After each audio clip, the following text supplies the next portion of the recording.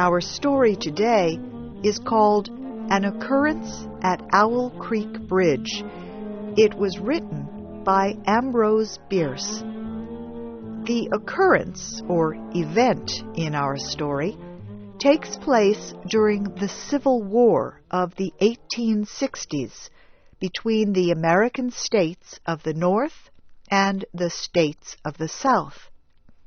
A group of soldiers is hanging a Southern farm owner for trying to stop Northern military movements across the Owl Creek Bridge. In the last moments of his life, the Southern prisoner dreams he has escaped, and everything that happens in the story is really the images in the prisoner's mind just before he dies. Here is Shep O'Neill with our story. A man stood on a railroad bridge in Alabama, looking down into the swift waters of the Owl Creek River below. The man's hands were tied behind his back. There was a rope around his neck. The rope was tied to part of the bridge above him. 3 soldiers of the Northern Army stood near the prisoner, waiting for their captain's orders to hang him. Everybody was ready. The prisoner stood quietly. His eyes were not covered. He looked down and saw the water under the bridge. Now he closed his eyes. He wanted his last thoughts to be of his wife and children, but as he tried to think of them, he heard sounds again and again. The sounds were soft, but they got louder and louder and started to hurt his ears. The pain was strong. He wanted to shout, but the sounds he heard were just those of the river running swiftly under the bridge.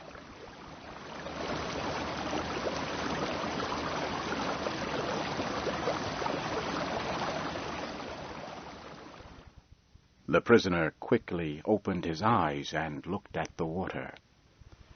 If I could only free my hands, he thought. Then I could get the rope off my neck and jump into the river. I could swim under the water and escape the fire of their guns. I could reach the other side of the river and get home through the forest. My house is outside of their military area, and my wife and children are safe there. I would be, too. While these thoughts raced through the prisoner's mind, the captain gave the soldiers the order to hang him. A soldier quickly obeyed. He made the rope firm around the prisoner's neck. Then he dropped him through a hole in the bridge. As the prisoner fell, everything seemed black and empty. But then he felt a sharp pain in his neck and could not breathe. There were terrible pains running from his neck down through his body, his arms, and his legs. He could not think. He could only feel a feeling of living in a world of pain. Then, suddenly, he heard a noise, something falling into the water. There was a big sound in his ears. Everything around him was cold and dark. Now he could think. He believed the rope had broken, and that he was in the river. But the rope was still around his neck, and his hands were tied. He thought, How funny. How funny to die of hanging at the bottom of a river. Then he felt his body moving up to the top of the water. The prisoner did not know what he was doing, but his hands reached the rope on his neck and tore it off. Now he felt the most violent pain he had ever known. He wanted to put the rope back on his neck. He tried, but could not. His hands beat the water and pushed him up to the top. His head came out of the water. The light of the sun hurt his eyes. His mouth opened, and he swallowed air. It was too much for his lungs. He blew out the air with a scream. Now the prisoner could think more clearly. All his senses had returned. They were even sharper than before. He heard sounds he never heard before, that no man's ears ever heard. The flying wings of small insects, the movement of a fish. His eyes saw more than just the trees along the river. They saw every leaf on the trees, and they saw the thin lines in the leaves. And he saw the bridge, with the wall at one end. He saw the soldiers, and the captain on the bridge. They shouted, and they pointed at him. They looked like giant monsters. As he looked, he heard gunfire. Something hit the water near his head. Now there was a second shot. He saw one soldier shooting at him. He knew he had to get to the forest and escape. He heard an officer call to the other soldiers to shoot. The prisoner went down into the river, deep, as far as he could. The water made a great noise in his ears, but he heard the shots. As he came up to the top again, he saw the bullets hit the water. Some of them touched his face and hands. One even fell into the top of his shirt. He felt the heat of the bullet on his back. When his head came out of the water for air, he saw that he was farther away from the soldiers, and he began swimming strongly. As he swam, the soldiers fired their rifles. Then they fired their cannon at him. But nothing hit him. Then, suddenly, he could not swim. He was caught in a whirlpool which kept turning him around and around. This was the end, he thought.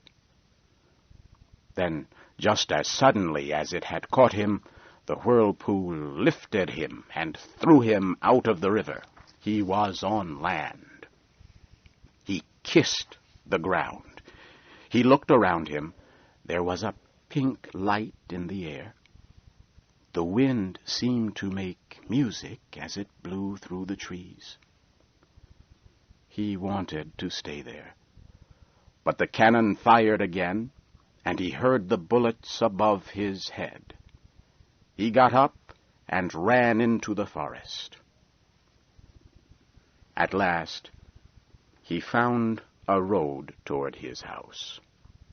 It was a wide, straight road.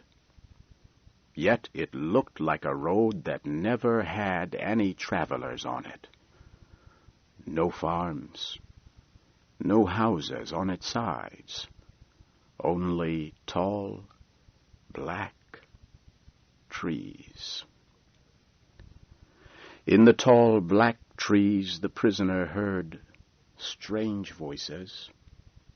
Some of them spoke in words that he could not understand. His neck began to hurt. When he touched it, it felt very large. His eyes hurt so much that he could not close them. His feet moved, but he could not feel the road. As he walked, he was in a kind of sleep, now half awake, half asleep. He found himself at the door of his house. His lovely wife ran to him. Ah, at last. He put his arms about his beautiful wife. And just then, he felt a terrible pain in the back of his neck. All around him there was a great white light and the sound of a cannon. And then darkness and silence. The prisoner was dead. His neck was broken. His body hung at the end of a rope. It kept swinging from side to side, swinging gently under a hole in Owl Creek Bridge.